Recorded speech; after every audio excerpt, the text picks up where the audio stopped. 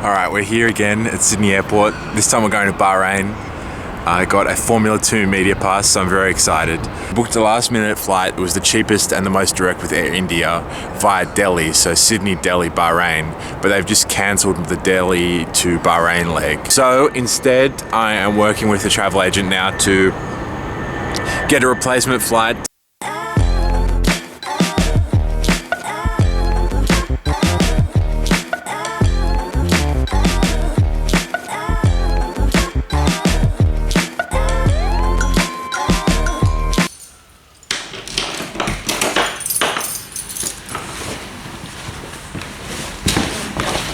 A bit of a false start. We're going back home to sleep. Well, at least that's what I'm going to try and do. And wait for the next flight. It has been 36 hours and I'm now here in sunny Bahrain.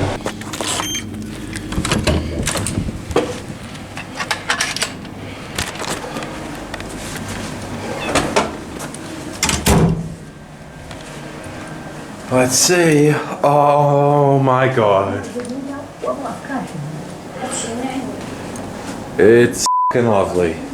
Alright, so it took a while to figure out parking, but I'm here now. I'm in the event parking and I'm on the bus to Formula 2, Formula 3 area.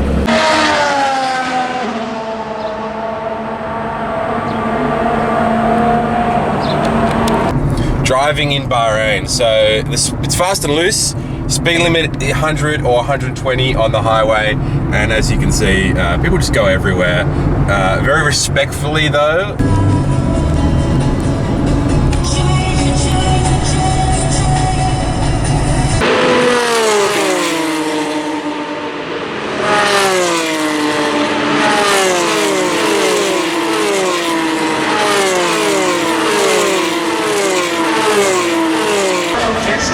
To celebrate here for the first time this season, the champagne sprayed at Bahrain Formula 3. Absolutely fantastic race.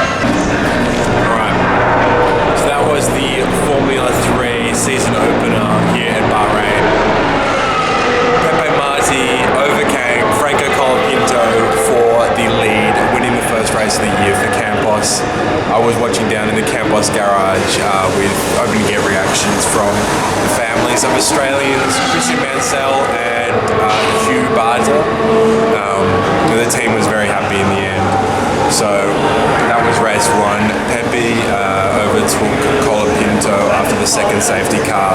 He said he lined him up on turn one, and then with the DRS, and then overtook him turn four, and then kind of broke the DRS. Then it didn't look back. Behind them, there was some good racing in the bottom end of the top 10. Hugh Barter especially was part of that. Formula 1 practice 3 ongoing now with 20 minutes left, and I'm riding up Formula 3 and getting ready for Formula 2 this weekend. So I'm going to have a chat with Hugh and Christian later today. Here at Bahrain, it's grandstand view only, so there is no watching the circuit if you're not in a grandstand. There is this red, you can see it there, that red fencing is at eye level, is at human level all around the circuit. So I trekked out to past turn one and I walked down to the final turn and all through the infield here, and there is no view of the circuit. There's a little bit at turn one, there's a little bit at the final corner, which I think not even meant to be there because I was waved away by some marshals when I was walking down there. So really the viewing is not that great for me with a paddock pass, because from the paddock all I see is these walls, but that's about it.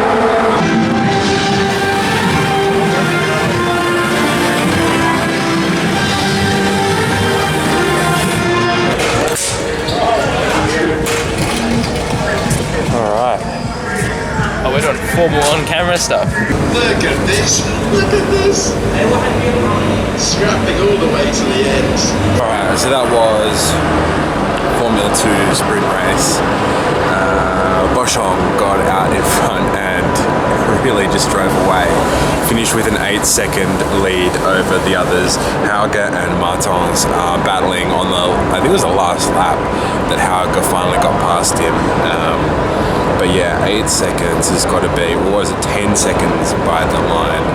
Doohan finished P11 and won that position out of the points after all that. The interview's going on, so it's going to get a bit louder here. I'm going to go watch Formula 1 qualifying from somewhere.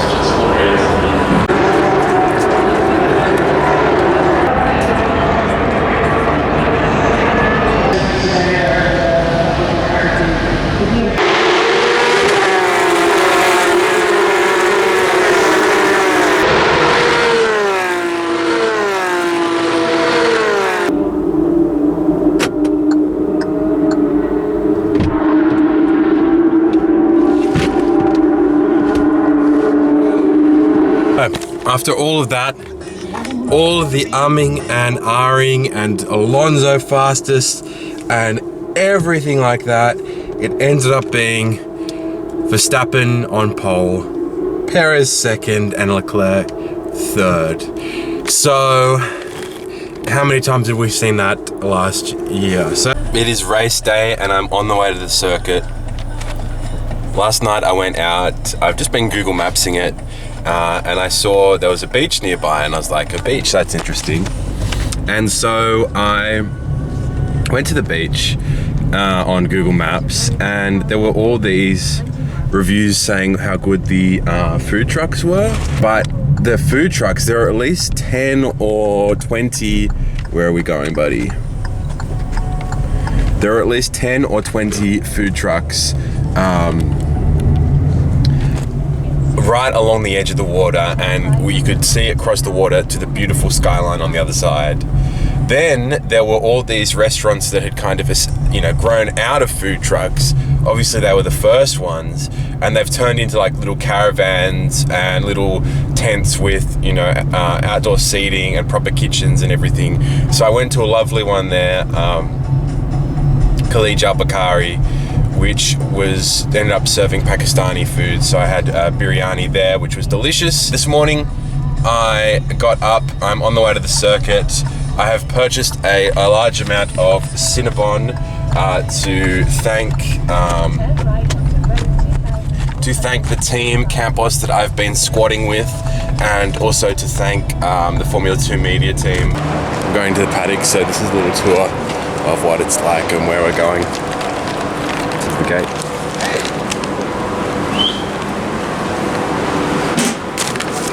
Okay, so we've got the gate wasn't working.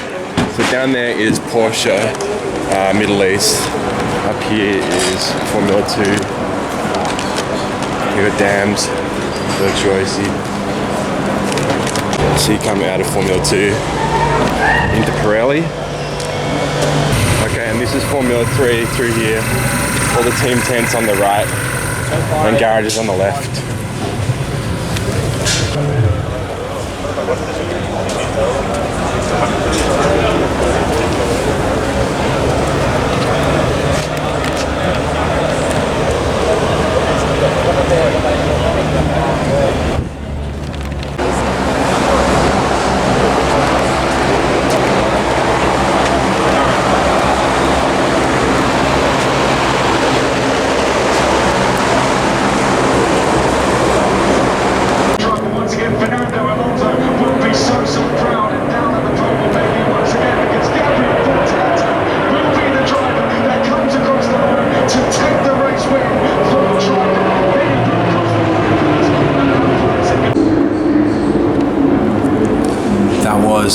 The Formula 3 weekend done and dusted.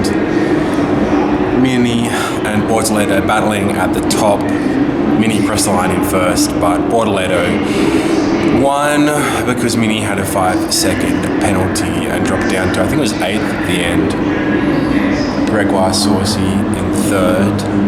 For the Aussies, mixed results. Hugh Barter had a puncture right at the start. He pitted, caught up half a lap in the safety car period, but that's where he kind of finished, half a lap behind the field.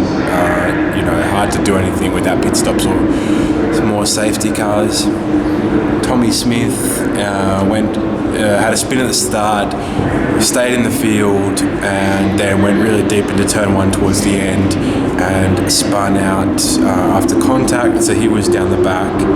And Christian was the top running Aussie.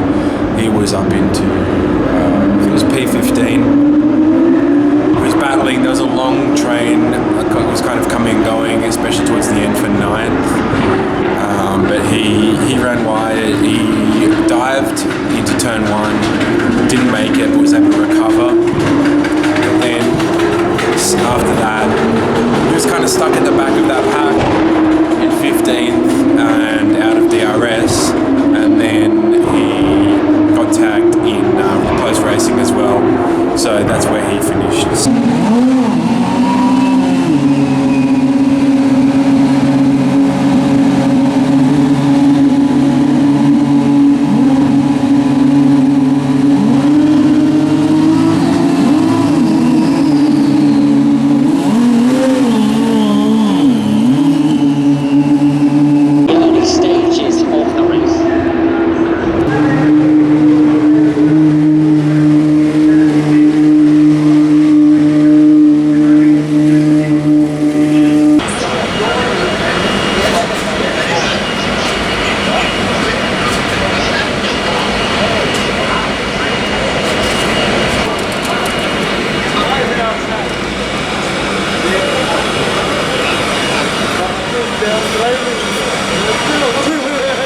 Okay, so Formula 2, a great race for Théo Pourchaire. 19.6 seconds at the end ahead of Ralph Boschung. It was really just a strategy and race masterclass by Pourchaire and his team. Boschung another 11 seconds in front of Maloney. That was the best battle towards the end. Maloney passing Maney for third, as Maney was the highest driver to have his tyres go off at the end. Now, he was the highest, but there were some crazy shenanigans from, I want to say maybe 6th down, as with about 3 laps left, those drivers lost all pace. And the warning sign was there.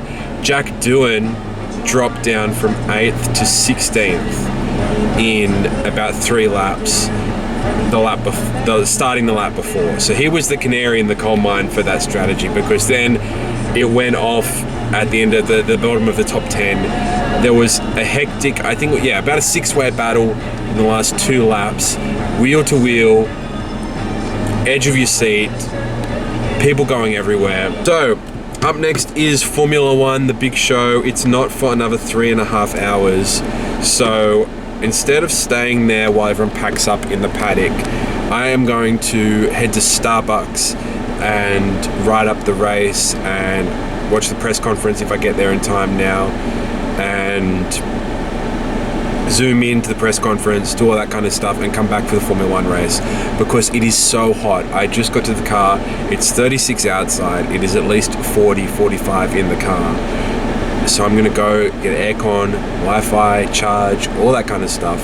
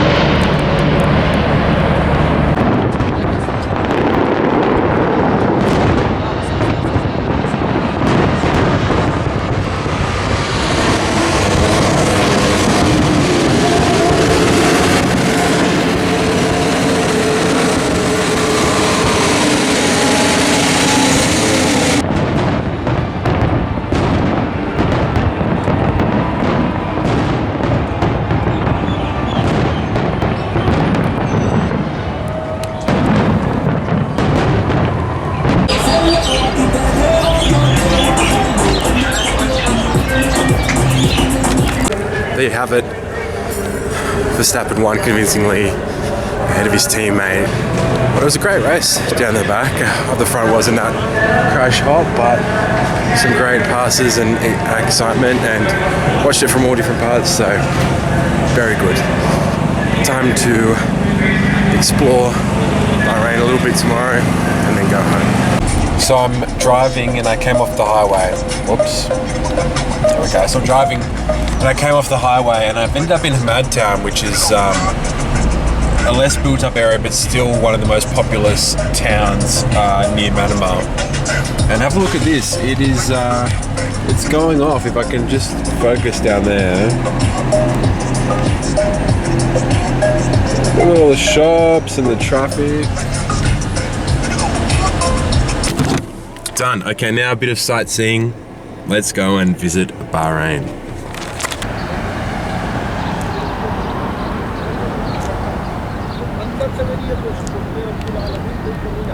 So after a bit of a trek through the oil fields of Bahrain, we are here at the Tree of Life. It's been growing in this spot for about 400 years with no real other vegetation around. There it is.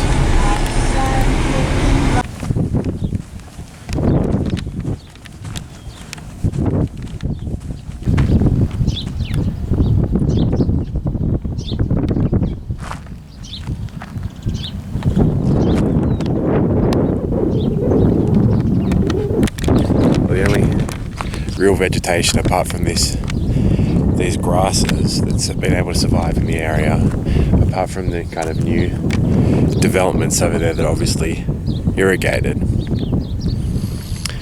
So it's on a bit of a hill.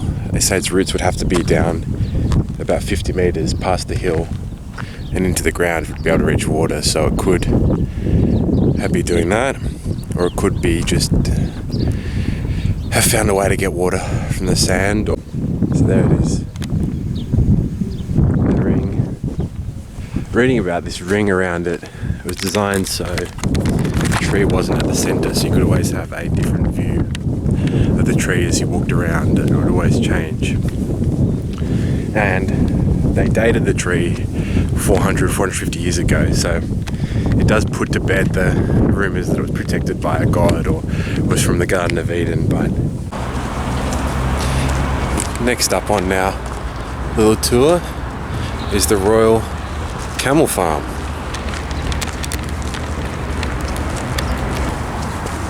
Oh, hi. Hey.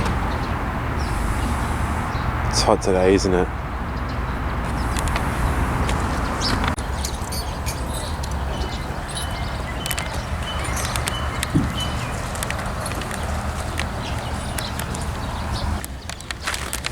Got to be at least 200, 300 camels here. It's incredible.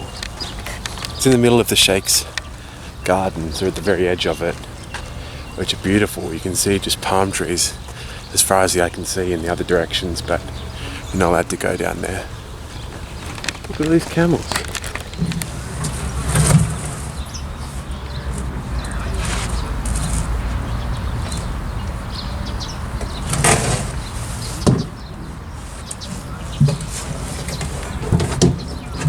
All right, the whirlwind tour